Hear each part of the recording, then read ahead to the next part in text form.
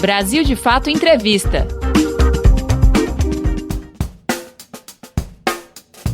Olá, começa agora mais um Brasil de Fato Entrevista.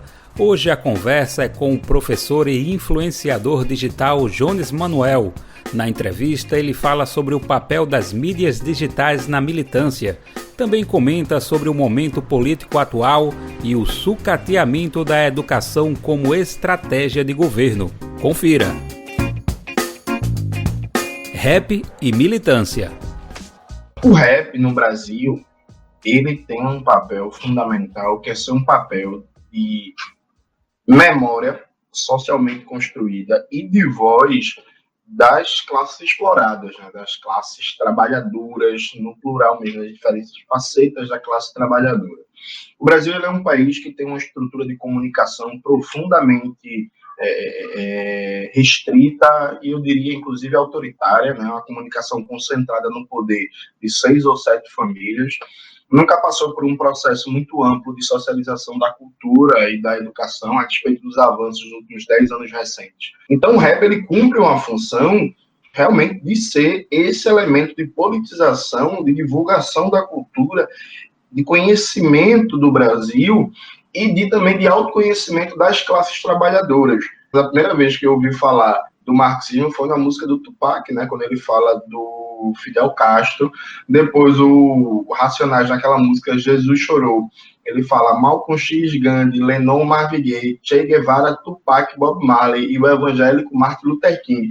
Então, era um conjunto de nomes que eu não conhecia. A primeira vez que eu tive curiosidade de saber quem era Malcolm X foi ouvir naquela música de Gog. Malcolm X foi a Meca e Gog é o Nordeste, né? Então, o rap ele cumpre uma função, o que é incrível, inclusive, dá todo o boicote da indústria cultural que se tem ao rap, todo o processo de estigmatização, criminalização, Racionais, no auge do sucesso, praticamente não tocava nas rádios, né? Eles venderam mais de 1 milhão de cópias, boicotados pela rádio, pelas mídias, pelas revistas especializadas em música e por aí vai.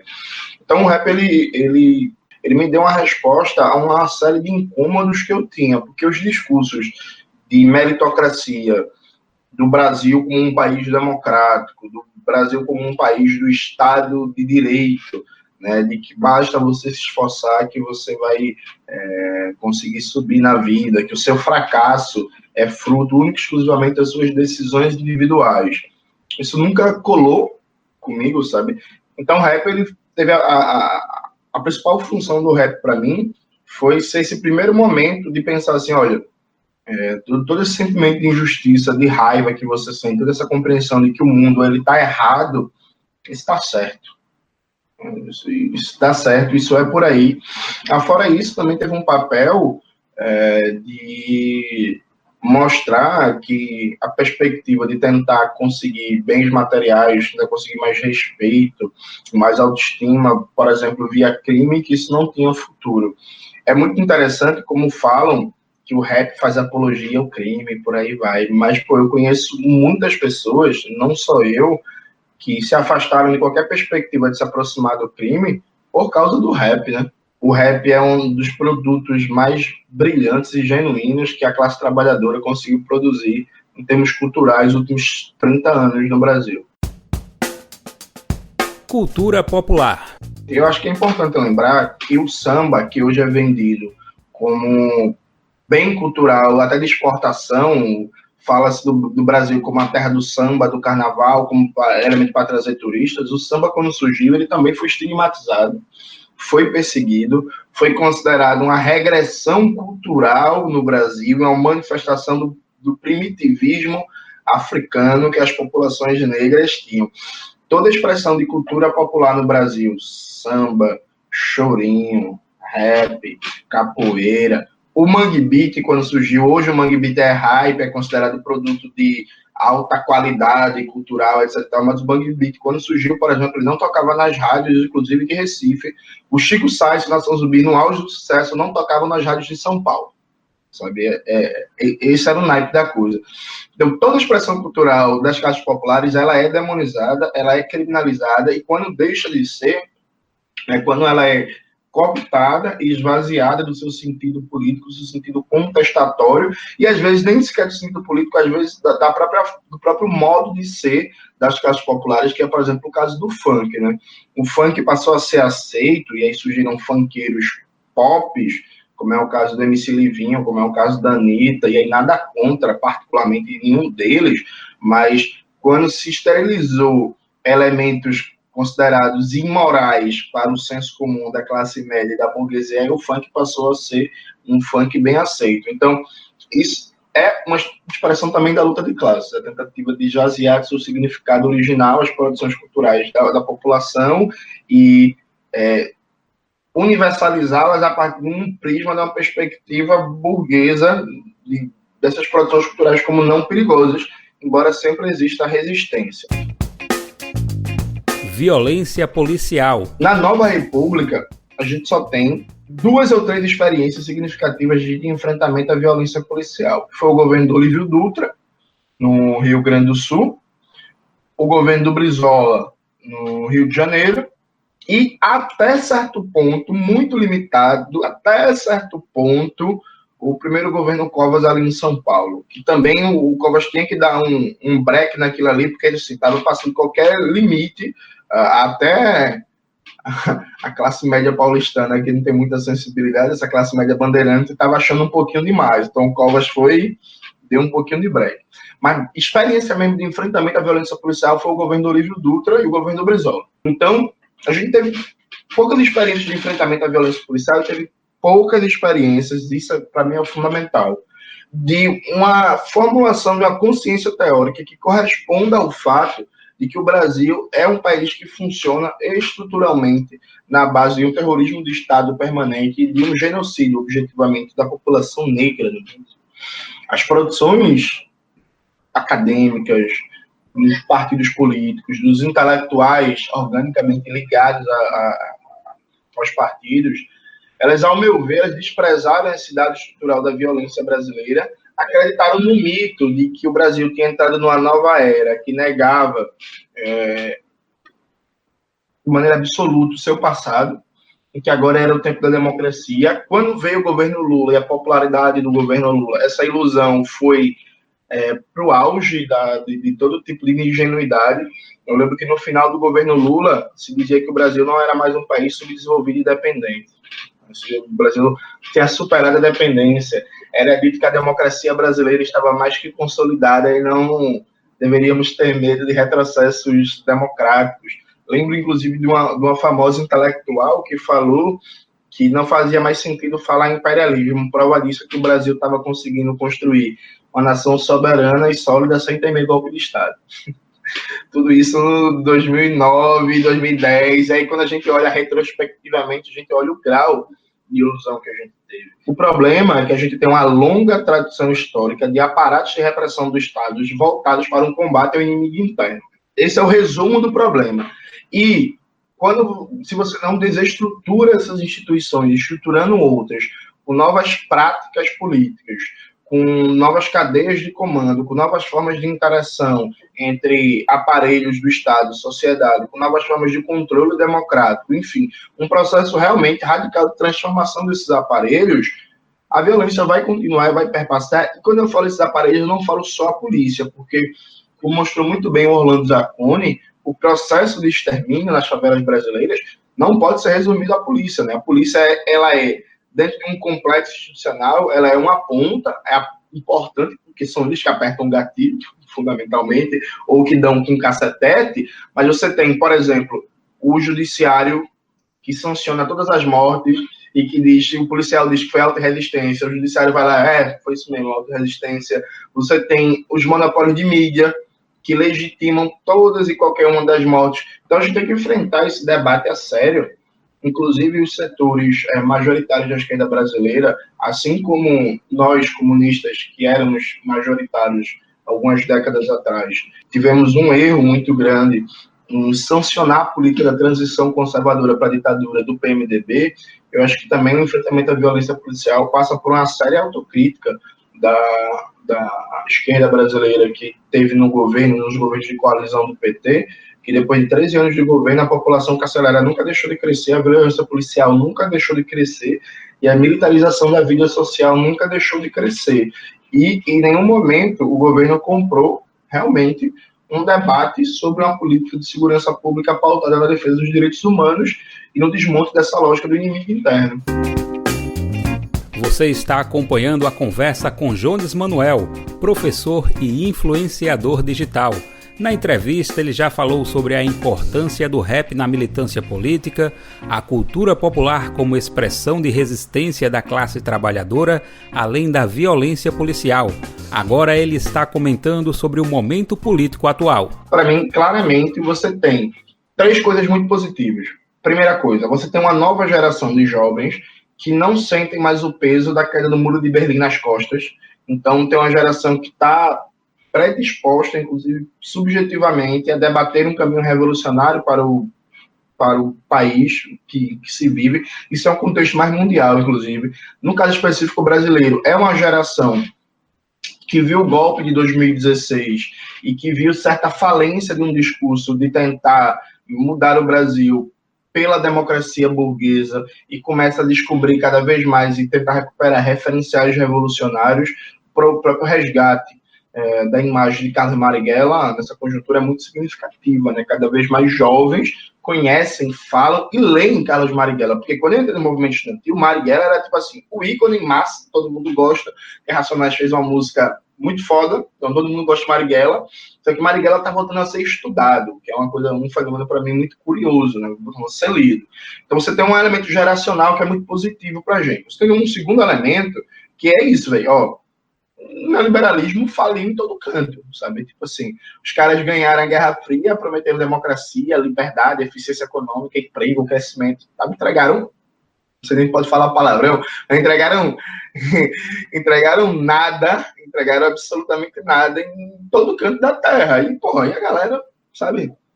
Cadê o emprego? Cadê a renda? Cadê a oportunidade? Cadê a educação? Juventude cada vez mais endividada. O caso dos Estados Unidos, mensalidade paga. O caso do Chile também, uma educação caríssima, um absurdo.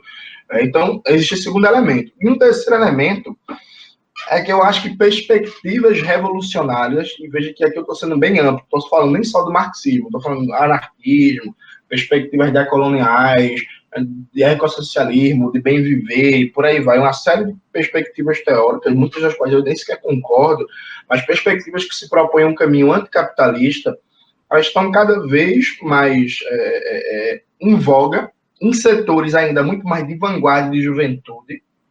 Não é um debate massivo no seio da classe trabalhadora, mas eu acho que tende a ser o caminho, no sentido de que, evidentemente, vai ter elementos, tanto no Brasil como no mundo, das esquerdas, que vão continuar tentando disputar o jogo eleitoral per si, só, fundamentalmente isso, fazer umas políticas públicas, um melhorismo. Mas existe um processo de radicalização que, a meu ver, é inevitável, porque o mundo caminha para uma radicalização cada vez maior da polarização da riqueza e da própria disputa Estados Unidos-China, né? Educação. O Brasil ele tem uma situação paradoxal, né? O Brasil ele nunca conseguiu fazer um processo de universalização da educação e, ao mesmo tempo, ele produziu as mentes mais geniais da América Latina e do mundo no debate sobre a educação, né? Paulo Freire, Álvaro Vieira Pinto, Anísio Teixeira, o próprio que está vivo, Demerval Saviani, enfim, a gente tem uma pedagogia crítica, uma pedagogia popular aqui no Brasil, que é um negócio incrível, e experiências também de pedagogia popular, de educação popular, que inclusive são referências do mundo afora, né? As escolas de alfabetização no campo do MST, por exemplo, são referências mundiais. Se eu não me engano, há uns 4, 5 anos atrás, teve até um negócio que eu lembro de relance, que concorreu a um prêmio da Unesco, não sei se chegou a ganhar, de reconhecer o trabalho internacional do MST aqui no campo e tal. Então a gente tem experiências fantásticas. O grande X da questão é isso, veja, tem certos discursos que falam assim, essa galera é obscurantista, eles são ignorantes, eles não querem saber de educação, não é luta de classes, é disputa de poder.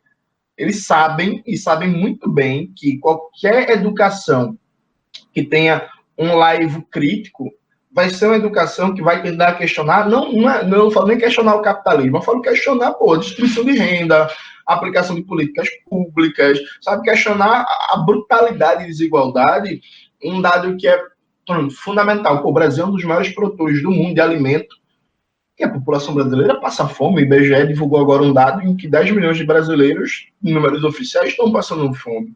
Então, como assim, bicho? Como assim? A gente é um dos maiores agroexportadores do mundo e a população interna está passando fome. O que é isso aqui? Sabe? Então, a ofensiva do bolsonarismo contra o nome de Paulo Freire, contra a perspectiva de educação, e eles atacam nem a educação crítica, a educação em si, o próprio ensino formal, com essa defesa do ensino escolar, do homeschool, e por aí vai, é luta de classes em estado concentrado. É compreender que o projeto deles está baseado na ignorância do povo trabalhador, no fechamento desse povo ao acesso à cultura, ao acesso à educação, e não que a educação seja libertadora. A educação, ela é um vínculo, ela é um elemento que compõe a consciência, que pode potencializar uma ação política libertadora. E a ideia é tentar interromper isso. E é muito significativo porque, veja, o Paulo Freire, ele era um anticapitalista, mas não marxista. Embora o Paulo Freire tivesse um ótimo diálogo com o marxismo, bebesse bastante, trabalhasse categorias marxistas, mas o Paulo Freire era um cristão. Isso é muito importante. O Paulo Freire era cristão, tinha uma leitura revolucionária de Nosso Senhor Jesus Cristo, e combinava ali Cristo com Marx, com Che Guevara, com Fanon, ficava muito bom. E aí, mas o que é interessante no Paulo Freire? A força biográfica do Paulo Freire é fundamentalmente dizer que foi alguém que de várias formas diferentes, o Paulo Freire foi secretário da Educação em São Paulo, mas o Paulo Freire, antes disso, trabalhava no chão de terra, de barro, aqui em Recife, Pernambuco, fazendo escola de alfabetização em sindicato, em movimento popular, na Igreja Católica. Mas a biografia do Paulo Freire é a biografia de alguém que dedicou a sua vida a acabar com o analfabetismo no Brasil e fazer esse país um país digno para as maiorias. Isso tem muita força no contexto atual, quando o Paulo Guedes diz abertamente que a educação não tem que ser para todos, não, que a educação é uma coisa para as elites. Então, essa mensagem universalista do Paulo Freire, não só do Paulo Freire, como do Josué de Castro, o grande sonho do Josué de Castro de acabar com a fome e de fazer esse povo um povo bem nutrido, que tenha seus direitos reconhecidos, ou do Darcy Ribeiro, de fazer com que o Brasil desenvolva todas as suas potencialidades civilizatórias, enquanto civilização brasileira, Nova Roma, ou então da Lélia Gonzalez, da Eliette Safiotti, da Ana Primavera, e o debate sobre mudar a estrutura agrária desse país, mudar a lógica de produção no campo. Sabe, um conjunto de figuras que tem uma promessa de que esse país pode ser um país justo, solidário, com o poder popular, com o povo no comando desse país, e um país que se integre com os seus vizinhos e que tenha um papel de solidariedade internacional, que faça coisas fantásticas, porque Cuba, que é um país pequeno, Cuba manda médicos para o mundo todo, sabe? Tem um terremoto do outro lado do mundo, a Cuba vai lá, manda o médico, manda os enfermeiros, manda a galera para ajudar. O Brasil poderia fazer isso e muito mais, porque é muito mais rico, né? Tem muito mais potenciais de riqueza do que Cuba. O sentido do projeto fundamental dessa galera que está operando o poder hoje pela burguesia, porque, veja, isso é importante, a culpa não é só o Bolsonaro e companhia limitada, eles são representantes, operadores do poder político dessa burguesia. Essa burguesia, ela vive de costas para o país, vive de costas para a cultura nacional, vive de costas para o povo, e ela pensa o Brasil como um balcão de negócios. É um país vendável, é um país que dá para queimar o Pantanal, dá para queimar a Amazônia, dá para entregar Petrobras e tal, só pensando na sua taxa, dá para morrer 150 mil brasileiros sem problema, de boa, e representa o extremo oposto do Paulo Freire, né? Então, enfrentar essa burguesia, enfrentar o governo Bolsonaro e reforço, enfrentar a burguesia e o governo Bolsonaro, porque a essência do problema é a burguesia. Tirar essa gente do poder, e eu sei que é difícil, não estou falando que é fácil, mas essa é uma meta. Tirar essa gente do poder é o único caminho que a gente tem para conseguir resolver problemas fundamentais do nosso Brasil e realizar, por exemplo, o sonho de Paulo Freire, que é acabar com o analfabetismo. Coisa que a burguesia brasileira, o debate é louco, mas vamos dizer que a gente tem 170 anos de capitalismo no Brasil. Os caras tiveram 170 anos para acabar com coisas básicas como o problema do analfabetismo e não conseguiram, sabe? Eu acho que agora é a vez da gente. Influenciador digital. O YouTube, embora seja um monopólio estrangeiro que atua, inclusive, em várias operações de mudança de regime e derrubada de governos populares na América Latina e Brasil e mundo afora, ele é um espaço muito importante de comunicação, vem dando um retorno muito bom, porque o YouTube, eu tento usar o YouTube como uma plataforma mais ou menos cruzada, que é, eu faço um vídeo, aí no vídeo eu indico livros, eu coloco livros na descrição, enfim, tento levar as pessoas para esse conteúdo, para dos livros e do vídeo, quando podia, né, agora nesse momento não está podendo, quando eu fazia as atividades presenciais, lançamento do livro, debate, análise de conjuntura, chamar as pessoas também para as atividades de rua, para, a partir daí, potencializar a organização prática, né, chamar as pessoas para se organizar.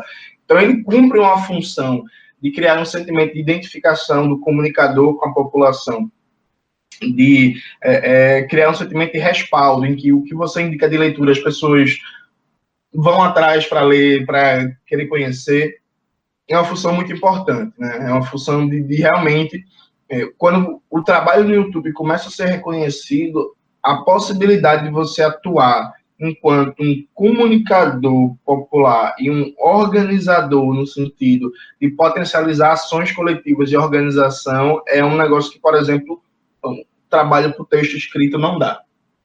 Sabe? Então tem uma diferença ali muito significativa.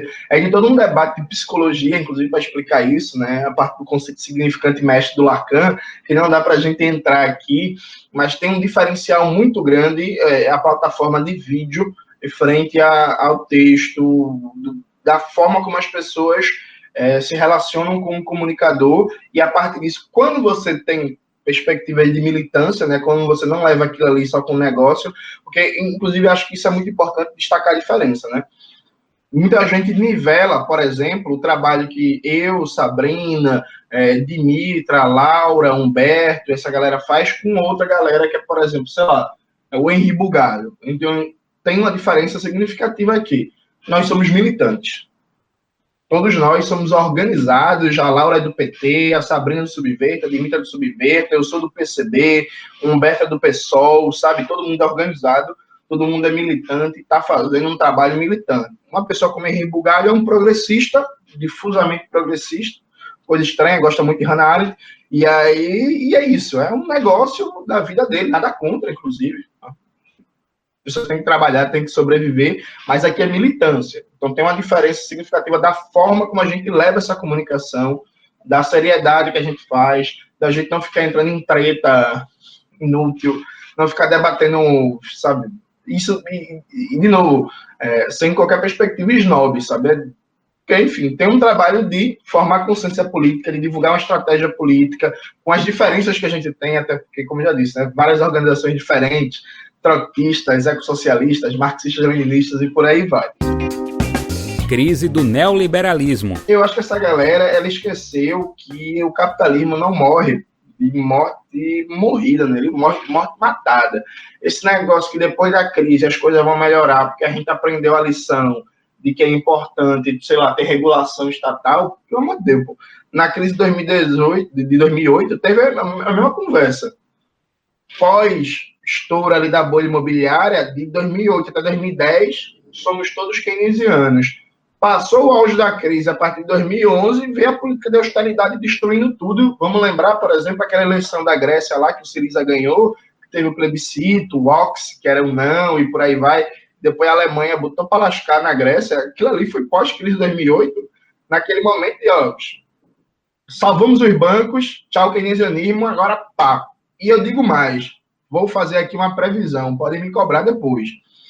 O discurso vai ser: gastamos muito durante a pandemia, os índices de endividamento cresceram muito, a relação dívida-PIB cresceu muito, e agora a gente tem que cortar, que é para estabilizar o crescimento da dívida. Assim que passar o auge da debacle econômica, da redução do crescimento econômico por causa da pandemia e de outros fatores associados, e os caras se sentirem fortes para retomar a ofensiva, esse vai ser o discurso. A dívida pública cresceu muito, a relação dívida-PIB está muito alta, e a gente precisa estabilizar a trajetória das dívidas. Portanto, agora é o momento de cortar gastos, é o momento de fazer uma política de austeridade ainda mais dura. Infelizmente, tem que fazer isso, tem que cortar na carne, porque senão a economia pode quebrar. Eu aposto que, inclusive, segundo semestre do ano que vem, começa a se desenhar esse discurso.